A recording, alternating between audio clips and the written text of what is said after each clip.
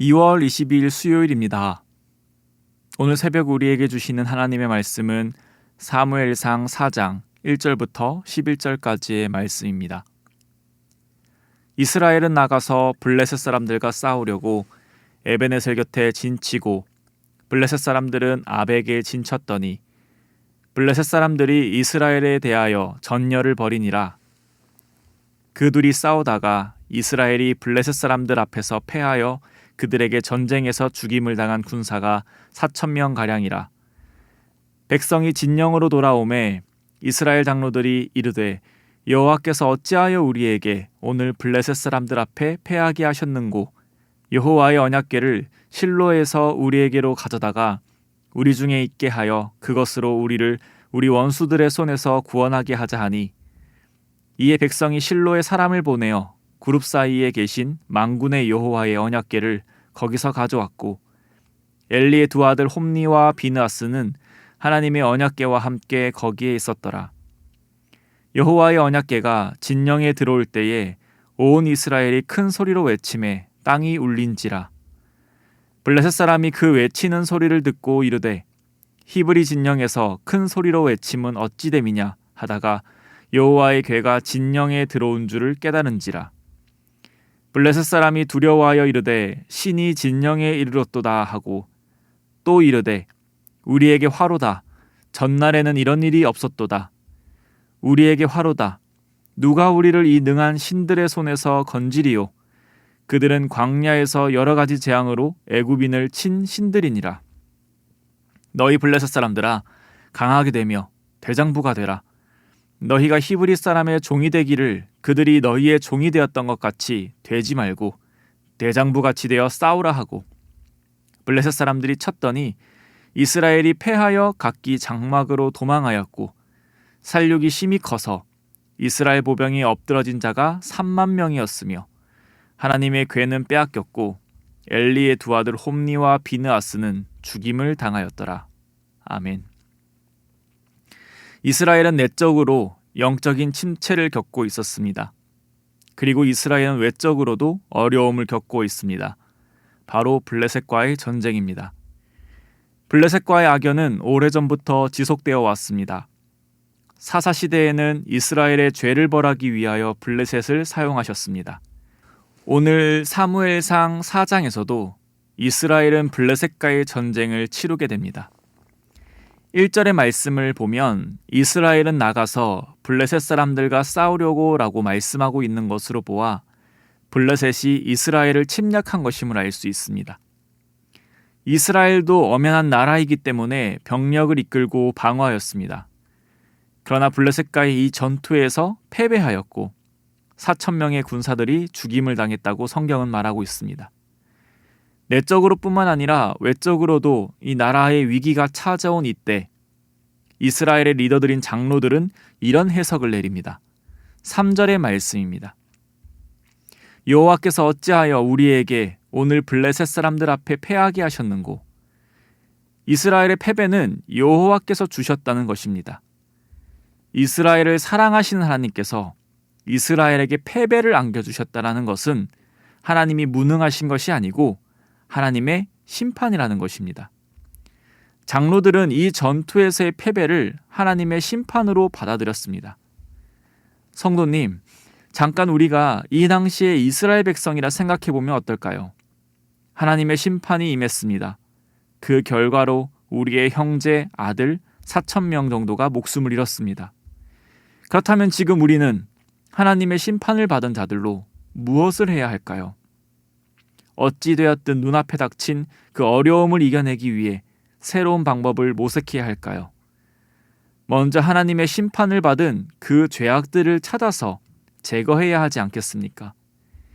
이스라엘 그들이 하던 것처럼 옷을 찢고 머리에 재를 뒤집었으며 하나님 앞에 참회해야 하지 않을까요? 그러나 장로들은 다른 해결책을 내놓습니다. 3절 말씀입니다. 여호와의 언약궤를 실로에서 우리에게로 가져다가 우리 중에 있게 하여 그것으로 우리를 우리 원수들의 손에서 구원하게 하자 하니. 언약궤를 전쟁터로 가져가자는 것이었습니다. 개역개정에서는 그것으로 우리를 우리 원수들의 손에서 구원하게 하자라고 되어 있습니다. 그래서 그것, 언약궤 자체에 어떤 힘이 있는 것처럼 생각할 수도 있습니다. 그러니까 장로들이 생각하기를 언약궤에 특별한 능력이 있으니 언약궤를 들고 오자라는 것으로 말입니다. 그러나 다른 번역본을 보면 그것이라 되어 있지 않고 주님께서라고 되어 있는 번역본도 있고 그것이라고 특정하게 물건을 지칭하지 않는 번역본도 있습니다. 문맥의 흐름상 장로들이 잘못된 믿음을 가지고 있어서 언약궤에 어떤 특별한 능력을 바라고 가지고 왔다기보다는 하나님이 함께 하신다라는 믿음을 가지고서 언약궤를 가지고 온 것이 맞는 것 같습니다. 장로들의 그러한 바람을 가지고 언약궤를 가지고 왔지만 결과는 어찌 되었나요? 10절, 11절 말씀입니다. 블레셋 사람들이 쳤더니 이스라엘이 패하여 각기 장막으로 도망하였고 살육이 심히 커서 이스라엘 보병에 엎드러진 자가 3만 명이었으며 하나님의 궤는 빼앗겼고 엘리의 두 아들 홈니와 비느하스는 죽임을 당하였더라. 전쟁에서 심하게 패하였습니다. 인명 피해도 심했지만 하나님의 궤를 빼앗겼고 엘리의 아들 제사장인 홈니와 비느하스도 죽임을 당하였습니다. 하나님은 분명 이스라엘의 하나님이십니다. 이스라엘은 분명 하나님의 백성입니다.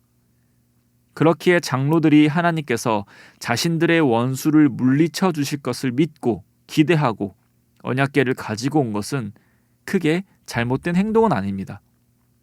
백성들이 자신의 왕이신 하나님께 간구하고 부탁하는 것은 당연한 것이기 때문입니다. 우리가 연약함으로 인해서 간구로 하나님께 기도하던 말입니다. 그러면 무엇이 이스라엘 백성에게 패배를 가져오게 하였고 심지어 언약궤는 빼앗기고 제사장들이 죽는 결과를 가져왔을까요? 바로 앞장에서 다루었던 내용이 그 원인입니다. 엘리 대제사장의 두 아들 홈니와 비느하스의 범죄, 그것이 원인입니다. 2장 34절에서 하나님께서는 분명히 이와 같이 말씀하셨습니다.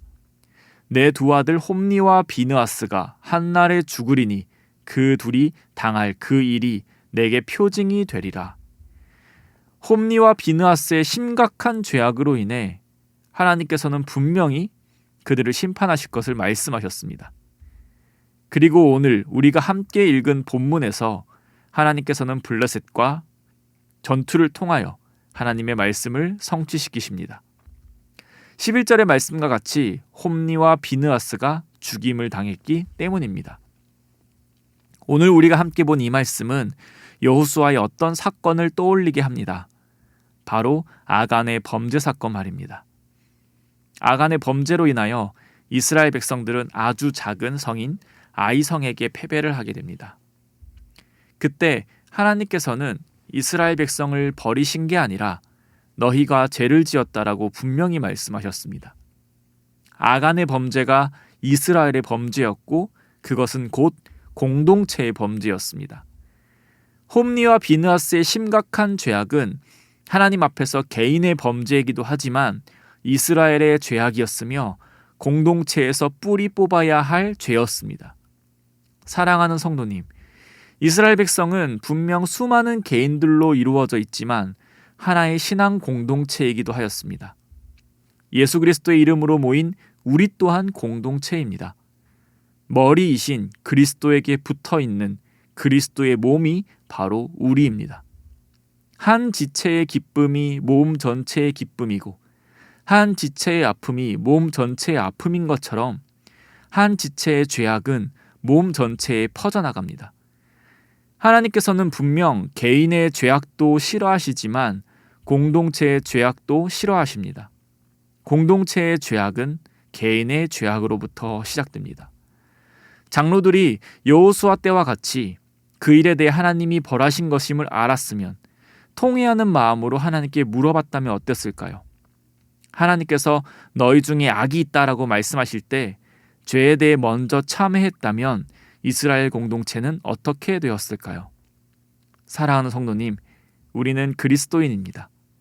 그리고 우리는 세상의 빛이고 소금입니다. 그리고 우리가 신부산 교회입니다. 오늘도 우리에게 주시는 이 하루를 하나님 앞에서 순종하며 거룩하게 살아야 하겠습니다. 나의 죄가 곧 우리 교회의 병듦이며 나의 죄가 곧 공동체의 죄라는 사실을 우리는 분명히 알아야겠습니다. 하나님을 사랑하는 것과 이웃을 사랑하는 것은 죄를 멀리하며 죄와 피 흘리기까지 싸우며 오늘 하루도 보내신 그곳에서 하나님의 말씀에 순종하며 살아가는 것임을 우리가 분명히 알아야겠습니다.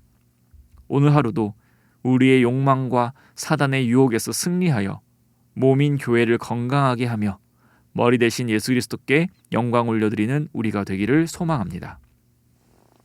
기도하겠습니다. 사랑해 주님 감사합니다. 오늘 우리에게 이 귀한 날을 허락하여 주시니 감사드립니다. 하나님, 오늘을 살아갈 때에 나 개인으로도 살아가는 것이지만 그리스도의 몸을 이루는 한 지체로도 살아감을 명심하게 하여 주시옵소서.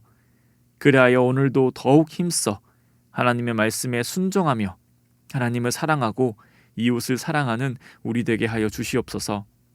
혹여나 우리 연약하여 죄의 유혹에 넘어졌을 때 다시 한번 하나님의 은혜로 일으켜 세워주시고 우리에게 심겨진 복음과 말씀을 생각나게 하셔서 회개하고 결단하여 다시 그리스도인의 길을 걸어가게 하여 주시옵소서.